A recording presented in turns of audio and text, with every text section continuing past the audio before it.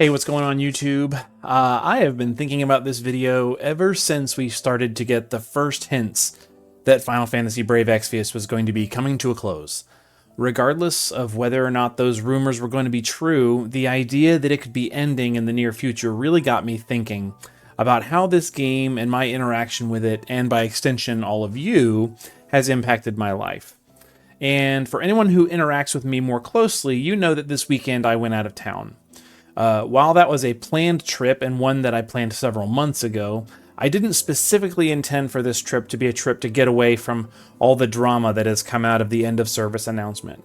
However, it ended up being timed perfectly to give me a chance to step away, touch some grass, engage with life, and be around people and experiences that bring me happiness, and not just have a knee-jerk reaction to this situation.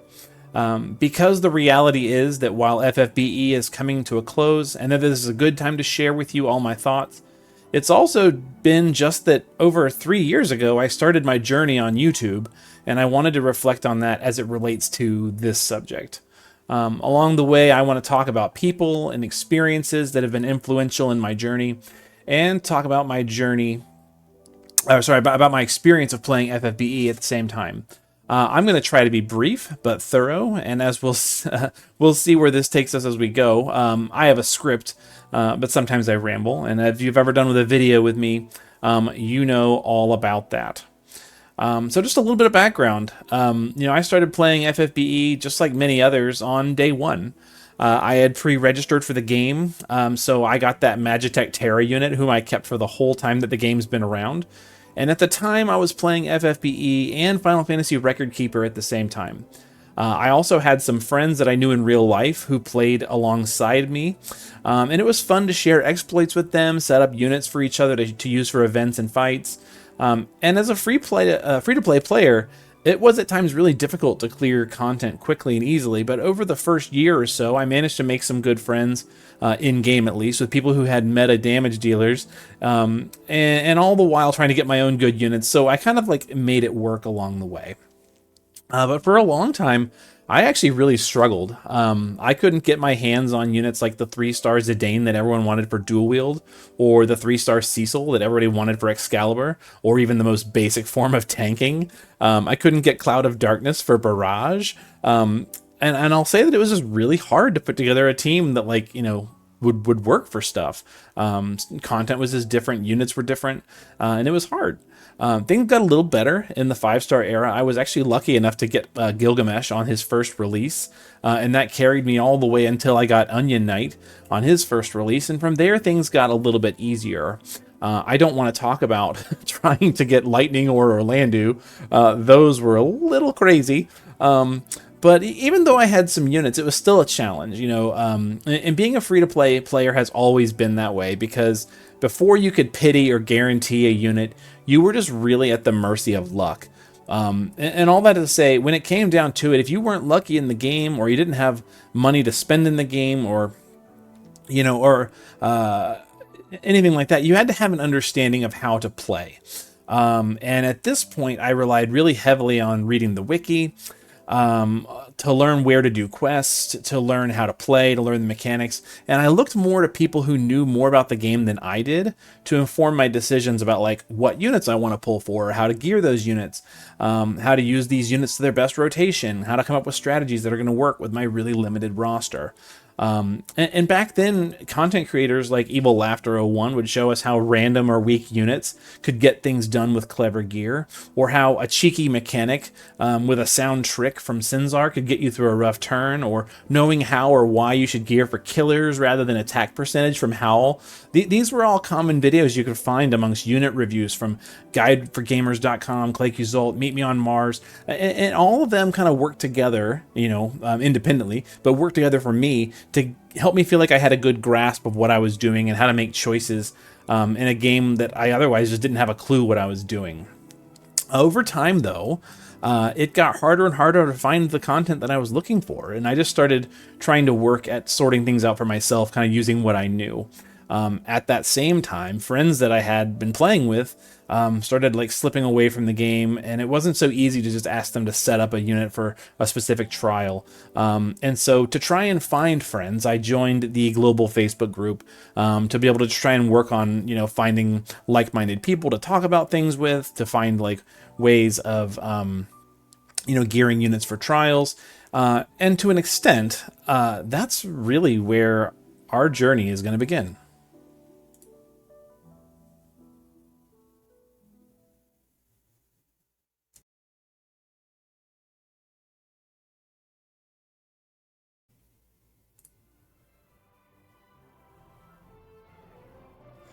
So before I really ever got into streaming and making videos about FFBE, I tried to stream other games with friends.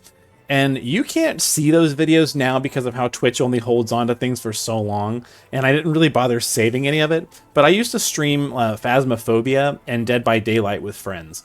And I never really picked up steam with streaming at that point. Like, I did do it, I did kind of do it regularly, and like I did make some connections with people. I had a handful of followers, but really for me it was just kind of a goofy way to have fun with friends.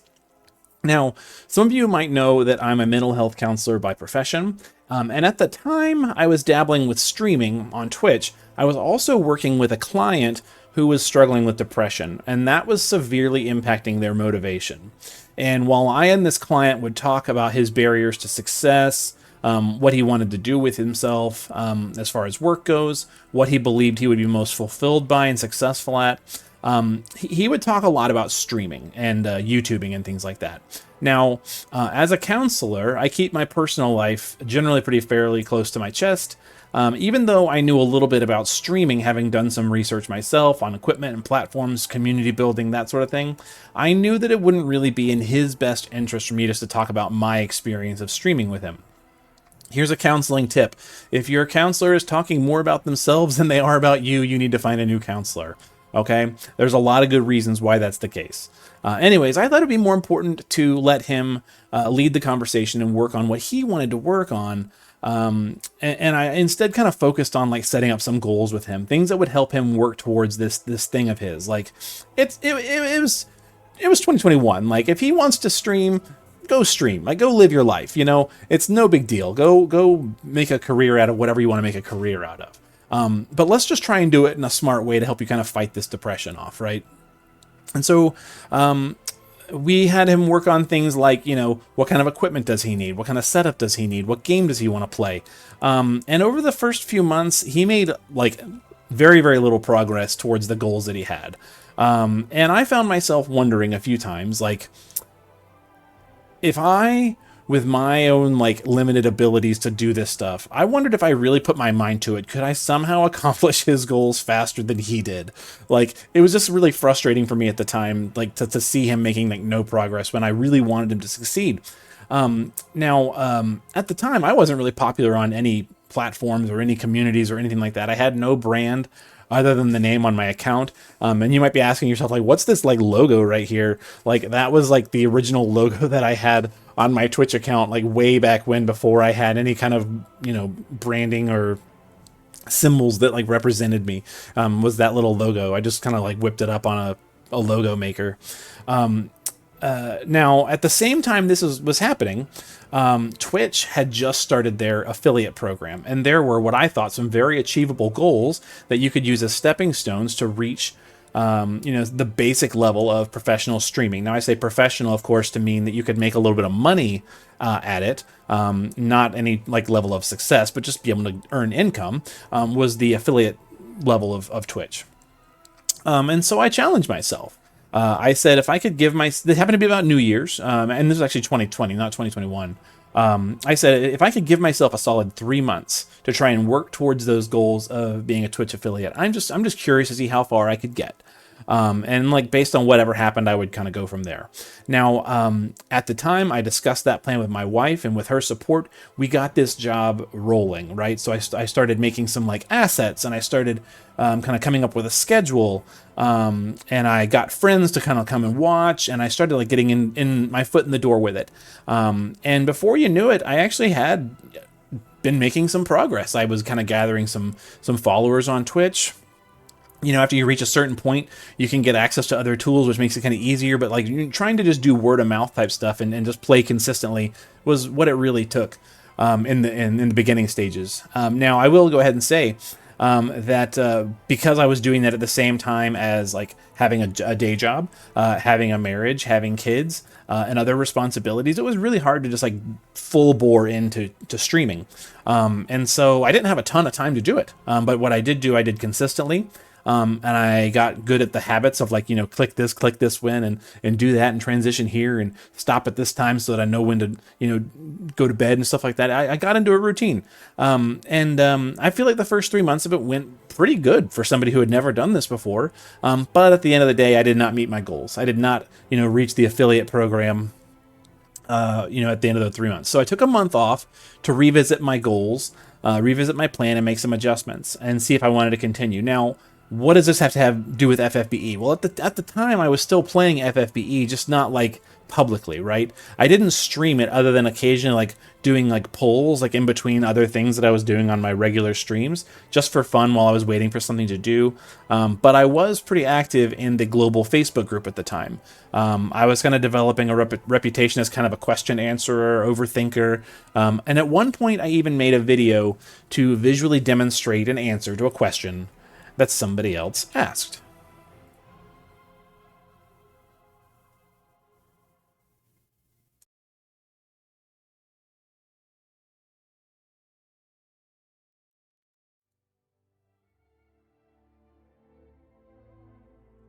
So after getting back into streaming about a month later, the summer of my internet problems began, and for reasons that can only be described as issues that were ultimately caused by my ISP in the summer of 2021, I would get nightly computer outages and internet outages that would only last for like a couple seconds at a time. But if you've ever played, online games that require a direct connection to a server, you know that a couple seconds is long enough to get you kicked out of a match completely, disconnect your stream, disrupt the experience of playing with other people. And until I could get the internet issues sorted out, I didn't feel like it was a good time to work on streaming as a project. My ability to stream consistently was just not there due to technical issues. That summer, though, something else happened. Because I wasn't able to stream, I put a lot more effort back into playing FFBE more seriously. And as I got more and more invested into trying to become some sort of a self-made subject matter expert in the global Facebook group, I began to notice some patterns. People would ask the same questions over and over again, often questions that had simple answers or one that could be answered with a simple how-to or a tip sheet or something. And I had experience working as a trainer in a hospital system, and I knew the value of being able to just have ready-made resources you could just hand to somebody and be like, hey, here's how this works. Here's how you do this thing. And if you could just like create that, then it was really easy to like, kind of mitigate the damage of like questions that people had. And so these questions got me thinking, what if the admins and moderators of the group just made a bunch of videos like showing people how to do stuff like this, answering common how-to questions, or visually helping people understand how to like chain or how to like gear units or how to, do whatever that maybe they don't want to go find on the wiki or don't know how to find on the wiki, can't access any other way. Like I said before, there was definitely a lack of that kind of content being made at this point in the game's history compared to what was going on back when we first started playing. Now, because the global Facebook group was, in my eyes, so huge, being able to help that many people who were seemingly struggle seemed like a good thing. And so after spending some time thinking about it, I reached out to one of the admins directly with my idea. Now, we had never interacted, short of just in comments on posts or something like that, and so I didn't really have any connection with her. But who I now know as MK was just the only admin that I recognized when I looked at the list of admins. When I asked her if she had a minute and I told her my idea, I was blown away when she asked me if I would like to be somebody who did that. She asked if I had any examples of my idea, like showing how to do something or kind of doing like how-to type stuff. And I referred back to that video that I made for the group a few months ago. She conferred with the others and she got back to me a little later saying she was going to invite me to be a moderator and to make this content for the group. And so for that, I need to say a huge thank you to MK, because without her support, we would never have gotten started on this experience. Now, it sounds silly, But this simple exchange became a launching point for becoming, at least on the internet, who I am today. I took some time developing some assets to use for thumbnails, making videos that I didn't have, so I didn't have to reinvent the wheel every time I sat down to record something. And on August 24th, 2021, the Ask an Old Mog series debuted. A place where players in the group could ask questions and get answers with an emphasis on learning how to play rather than how to beat a specific trial or piece of content. And we focused on mechanics and how-tos and discussions about making choices with resources that you had, also people could learn how to play the way they wanted to. I would take a look each week to try and find questions that people were asking that were relevant to the current meta or the current state of the game. I thought it would be useful for players to be thinking about or talking about, and I would record my answers, demonstrate things whenever possible, and ultimately I tried to create that content that I wished had been available to me because I knew players like me would benefit from the legwork. And so I put these videos out once a week, usually on Fridays, and over time I had a collection of serious folks watching. But as a bonus, I didn't really even need to have a stable internet connection to record videos. I could just record them and upload them when my internet was working. And so as an alternative to streaming, it worked really well for me. That said, I needed a place to put videos that where they wouldn't go away. And YouTube seemed like an accessible platform. And so hence, in August of 2021, Gerrtt84 was all of a sudden on Twitch and on YouTube. That fall, we discovered what the issue with what my internet was. It definitely was my ISP. And then I could start streaming again. But given that I was trying to grow the Ask an Old Mog series on YouTube and on Facebook, I thought it'd be valuable if I started streaming on Twitch again, playing FFBE this time. That way I could use both platforms to try and reach players that needed help. And as it turned out, this seemed to work pretty well. But it does, as usual, take a little time to get started.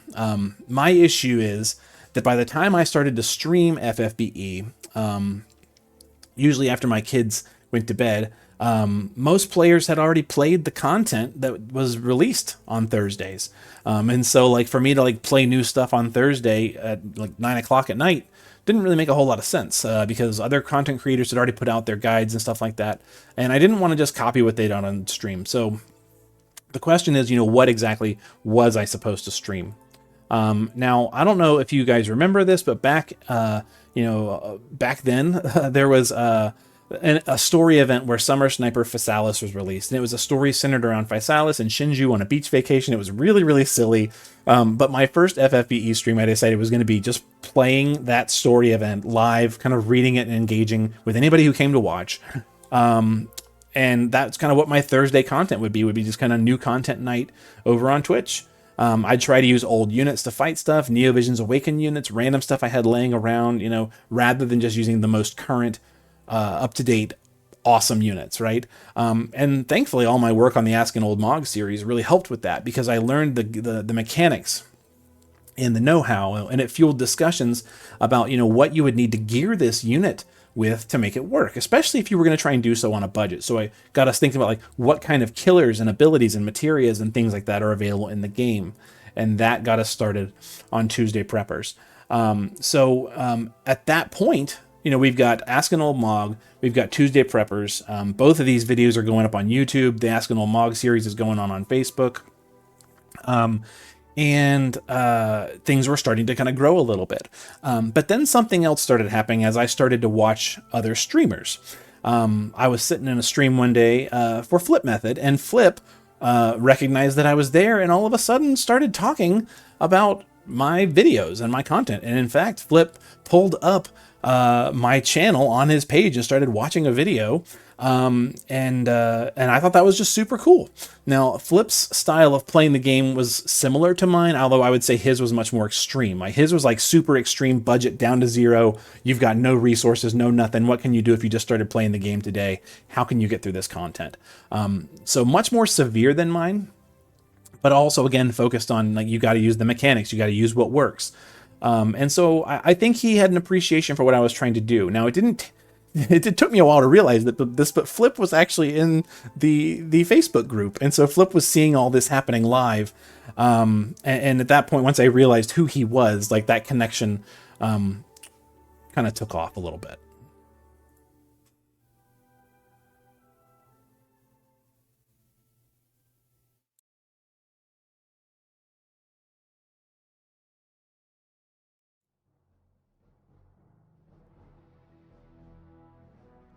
So between fall of 2021 and April 2022, I had several conversations with Flip about the game. He was really the only content creator or streamer that I knew at the time, and it was just fun to have somebody else who was like kind of doing the same thing I was doing to talk with.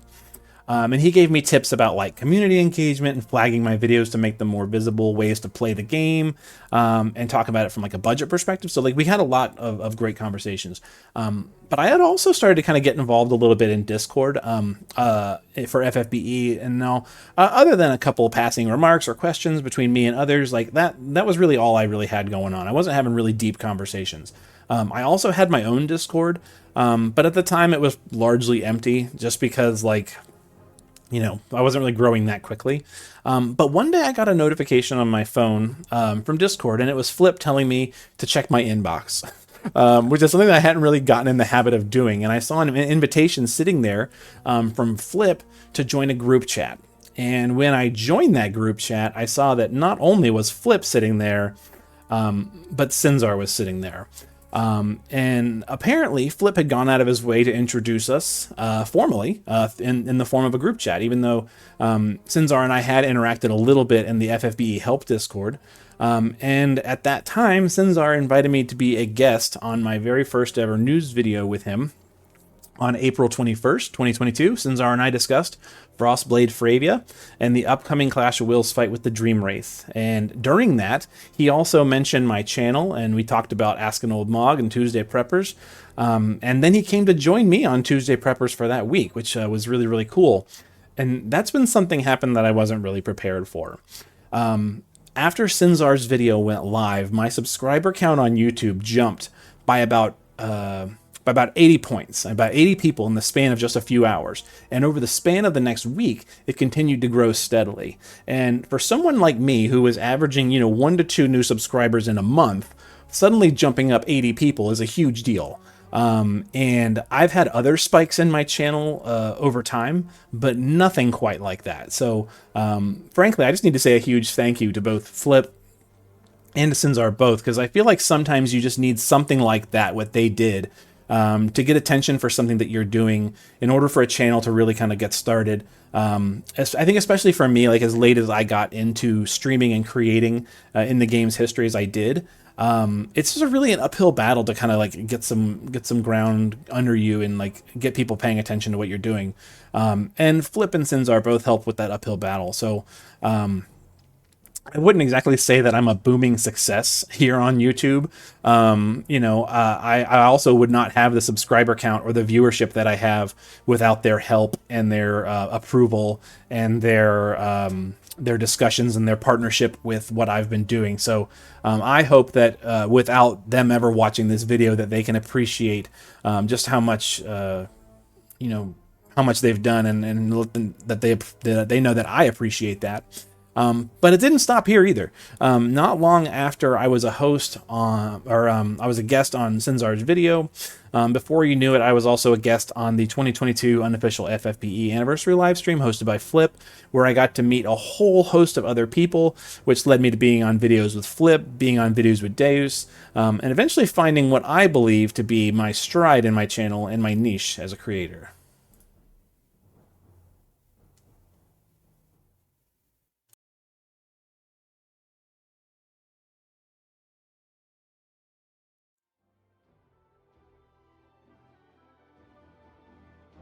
So in October of 2022, I started doing more discussion type content with other people.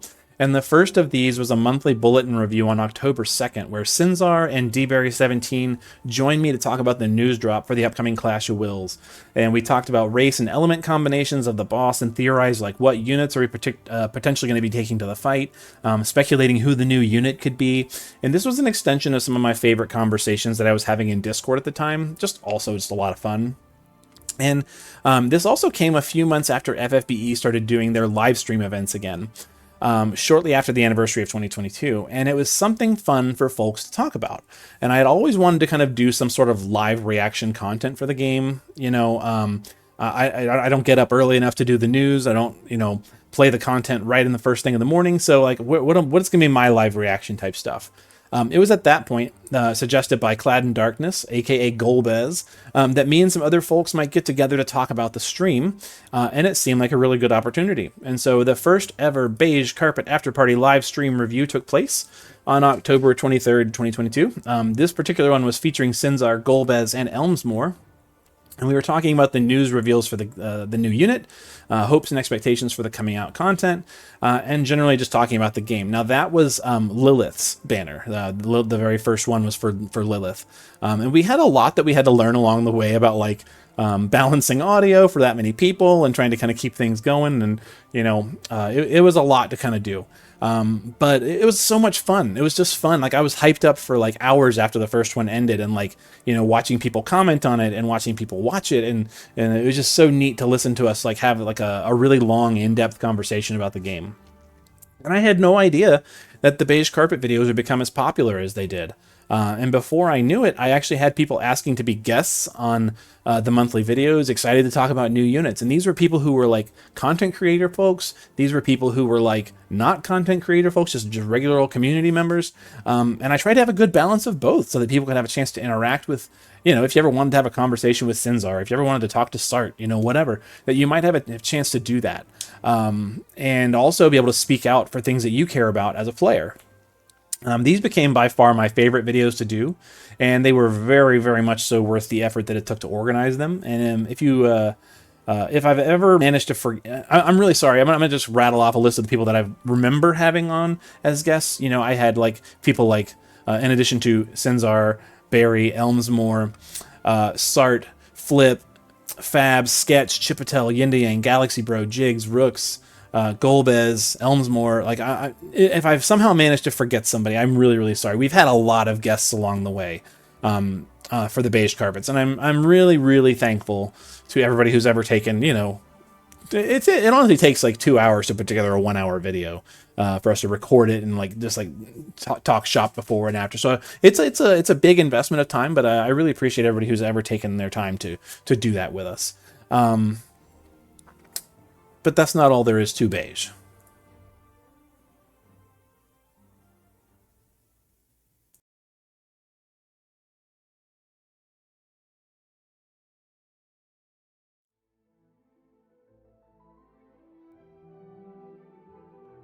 So I think when I really started to feel like the Beige Carpet mattered was when during live streams in the chat, people would ask me, you know, when is the Beige video going to come out? Are you going to be doing a Beige review? Who's going to be on your guest list? Could I join you next time? Are you ever going to do them live? And there was something about that experience of like people like asking me questions in the chat during the official live streams that helped me feel like seen and recognized and to an extent valued. And I'm going to be honest with you, pretty much anytime I get a comment on a video or something like that, of someone saying thank you, or that they didn't understand something until they explained it, that they were able to do something once I demonstrated it, it has always just been like a really, really big boost for me. Even though I had a life outside of streaming and FFBE, at that time I was really beginning to slip into a bit of a depression. And this was starting in kind of like winter of 2022. And it was times like those that little boosts that I could get from videos and comments and messages and chats made a really, really big difference in my life. If you have ever wondered whether or not likes and subscribes and comments and chats and views matter for somebody other than financial reasons, they absolutely do. At a time when I really needed support, when I was able to get it from the FFBE community, I really leaned into it. Now, I've never really been open about this. In that winter of 2022, spring of 2023, I was having some really major relationship struggles. They were tied to my depression. They didn't really have anything to do with streaming or videos, but I would be lying if I said that I didn't use FFBE, Twitch, YouTube, Facebook as a way of like escaping from problems that I was dealing with at the time, which ultimately, I'm going to say, you know, not the best choice, right? You should face your problems. You should deal with your problems. But sometimes you can't. Sometimes you can't solve a problem. Sometimes you just have to like deal with the feelings that come with it. That's kind of what I was doing, you know. With all this going on at the same time, Flip actually asked me if I would host the unofficial anniversary live stream for 2023. And I felt like, as scrambled as I was, that maybe I could do it. Maybe I could pull this off. I said yes. I started planning that process, but I was having a really difficult time getting that organized. At the same time, right, FFBE announced that for the first time in years, they were going to hold an in-person event in LA. And I was so very eager to go, to meet people, to feel like connected to something that I had been working on. I managed to get some support from a few folks financially to be able to help me go, in addition to be able to use some money that I had been kind of saving up from streaming, making videos and things like that. And before I knew it, going to LA was on my calendar. However, by June of 2023, just a few short weeks before leaving for the trip to LA, the process of my divorce was in motion. Those personal struggles I was having had just become way too great for my marriage to bear, and a lot of really difficult decisions were made. Given the circumstances, me going to the 2023 LA fan event was very much so the start of a new chapter in my life. When I got back from LA, I'd be facing the realities of being a single parent, for being responsible for things that I hadn't had to worry about for 15 years due to having a partner who handled a lot of the administrative parts of our lives, and trying to figure out how it was that I was going to kind of survive in this new state of being. But while I was there, I experienced a lot of firsts. For the first time ever, I interacted and went to an event as Gerrtt84 rather than myself. And not only that, but I had people interacting with me as Gerrtt84. People came and talked to me saying, thank you for videos, or, hey, I was there that day when you hit that 100th follow, or whatever, all kinds of things like that. And people were just talking to me. I was getting to meet people and make friends, and I felt like I was part of something in a way that I hadn't felt in a long, long time. While I was there, I felt more like myself than I had felt in a long, long time. And I have to ask myself, was that simply the distance that I had from the responsibilities I had back home, or was that something better? I think it was something better. I think I was beginning to feel like what it was feel like what it was to be a part of the community, like, really. And that mattered to me. I'm going to refer back to being a therapist again. I talk about this a lot with clients who are struggling with catastrophe. Often the first things we do when we're dealing with a struggle like that is we let go of the things that we do to take care of ourselves, our hobbies and our interests and our activities and our social interaction, our self-care. It's really easy for us to let those things go because they don't feel like they're solving the problem, right?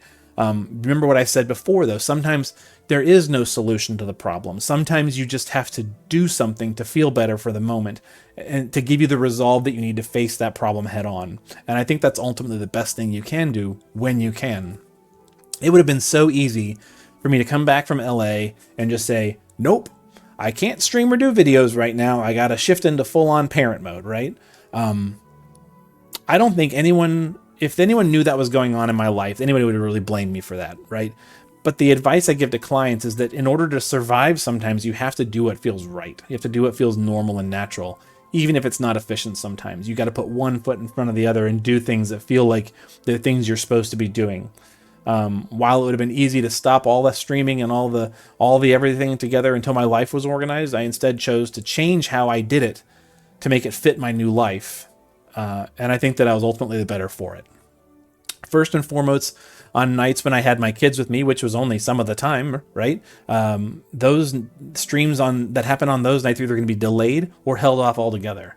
Sometimes that meant pausing videos because one of my kids woke up, or waiting to start a stream until after they go to bed, or just choosing a different day altogether. Secondly, I worked at changing the content that I did make. The Ask an Old Mog series at that point, right now it has over 100 episodes, but back then I slowed it down significantly. Rather than answering new questions or making new videos, I just engaged the community by referring back to old videos that I made. I still did Tuesday Preppers, but on weeks that there was no content going on, I would take the week off. Don't stream on a Tuesday if there's nothing to do. You know, I still did the Beige Carpet videos. I just tried to make them shorter or tighten up the format so that I could make them with fewer interruptions. Although those of you who were part of the Malphasy Beige Carpet, I'm sure you remember the time my daughter came in her room complaining that she had ripped off her toenail. Gosh, kids. But about that unofficial live stream that I signed up for.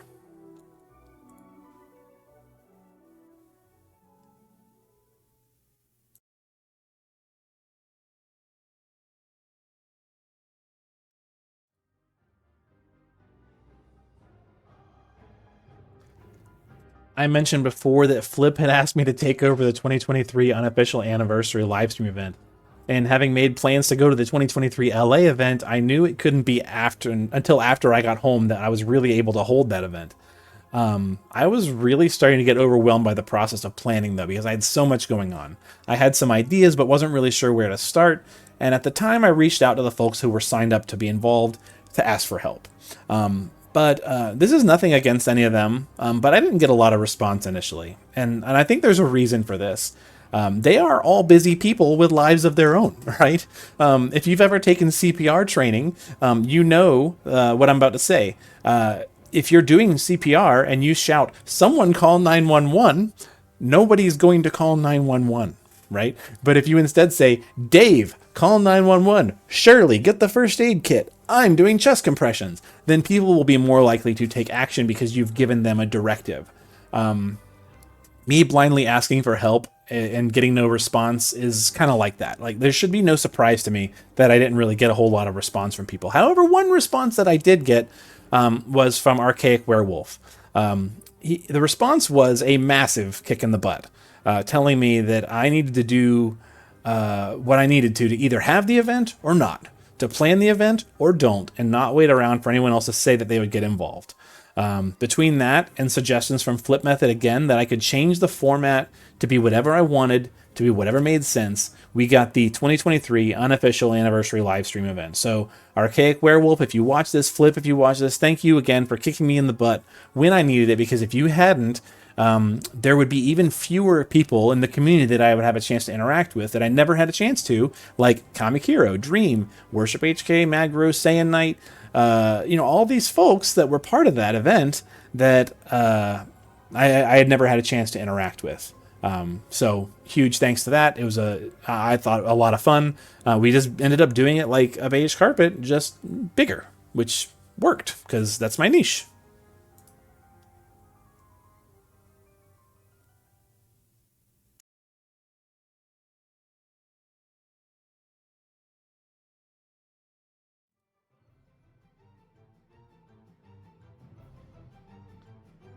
Sadly, we know what happened over the span of the next year in FFBE, right? Constant bugs in Clash of Wills, other content that was cut for one reason or another, missing units, outages, Clash of Wills, another entirely dead weeks, and now the end of service. And there's not a whole lot to say about why this happened. At least officially, I don't know what to say about why that happened. As somebody who just made videos about this game, I never really got any formal recognition from FFBE. It's not really something that I'm mad about. After all, I've always just said that I was just some guy in his basement, and eventually his own apartment, making videos about his hobby. I didn't have any contract with them or any agreement or any kind of formal interaction. Other than the time Tony said my name in a video, winning a few contests, or having Hiroki's signed hoodie, I wouldn't say I had any special in with them. I didn't have any insider information other than rumors that I'd hear, and we all know how rumors go, right? There's not much to say about that. But what I will say is that over the last year, even as I got my life together, it got harder and harder to dedicate all my time and attention to FFBE. There were days where I would look at the news, look at the lack of stuff to do, and I'd wonder how anybody in their right mind could justify spending money on this game anymore. I would see it becoming, see what it was becoming and feel it slipping away. And with no new content to do, no new mechanics coming out to discuss what we really need to review, there's a decline in live streams. The sources of the kind of content that I used to do just kind of started to dry up. I did start to do other kinds of videos.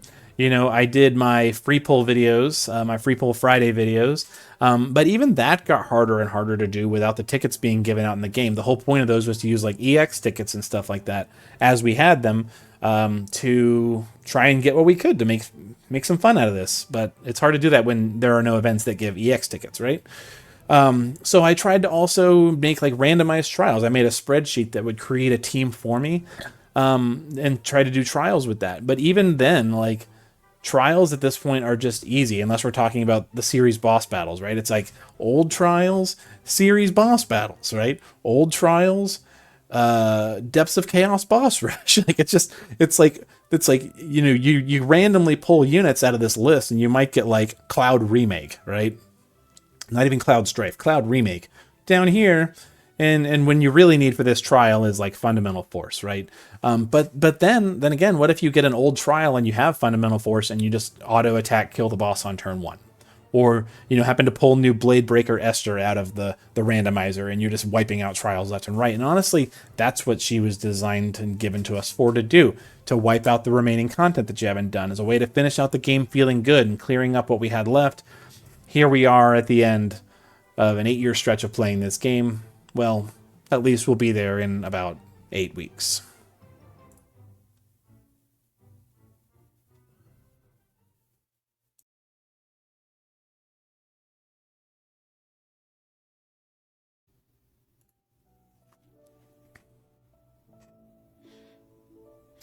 I want to finish this up by saying that at this time, I don't really have any plans to stop streaming or doing videos. I simply don't know exactly what that's going to look like. I have a lot of ideas for things that I plan to stream and things that I could do. I'm just not sure what's going to be most interesting to people. You see, what I failed to mention earlier was that the whole reason I got into streaming in the first place was that even though I have friends that I played games with, I'm a fairly isolated person. I always have been, and even when my family moved to where we are now, that got a little more intense because I didn't have any local friends, and I was just trying to use streaming to have a community of my own, like a people that I could kind of reach out to and interact with, that kind of scratched that itch for me because I didn't have it locally, so I wanted it virtually. I figured I'd lean into it. Maybe along the way I would make some friends or play some games cooperatively or competitively for fun, but also not feel so alone on the days where I didn't really have other people around. COVID was definitely a part of that, but that was just a time period. It was not like it's not you know, arguably still current, but like the isolation of that is not current. It was just living far away from people that I knew and feeling that I could feel close to. And these are all things that really contributed to the depression that I experienced. I will say loneliness is not about proximity, though. It's about connection. Streaming, videos, FFBE, these are all things that have changed my life in ways that sometimes felt small and other times those changes have been very, very big. Anyone who has ever been a part of my channel in any way has played a part in that change.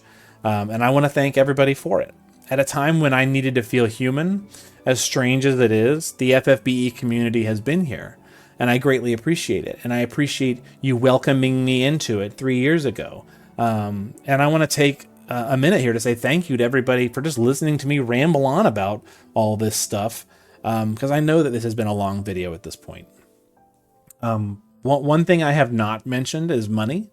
I specifically want to thank anybody who has ever subscribed on Twitch or given out a gifted sub on Twitch or made a tip on Twitch. You know, the reality is that my income on Twitch and YouTube has been compared to other people that I would say are really professional streamers. My income has been very, very small. I'm not upset about that in the slightest. Okay, I didn't set out to do this to make money other than like maybe a little bit of ad revenue to like buy a bundle, or I need a new mouse, or I need a new monitor, or whatever. I didn't set out to become like, you know, somebody who's supporting themselves by streaming. However, when the chips were down and I was putting my life back together last year, July 2023, there were definitely some months where income from streaming in videos allowed me to buy groceries. It's because of that income that something as simple as watching ads helped my kids to never know that sometimes we were down to our last dollar on our budget. And it's not because of my job or, anything like that got to that point. It's just all of a sudden you're paying for rent and utilities and groceries and doing it by yourself. It's a choice that I made, but it's also a difficult choice. And income from streaming and YouTube, honestly, helps kind of mitigate that. And so if you've ever sat through an annoying ad on a video, thanks. I appreciate it. Or any other ways that people kind of support the channel, thank you. I appreciate it. It helped keep me alive.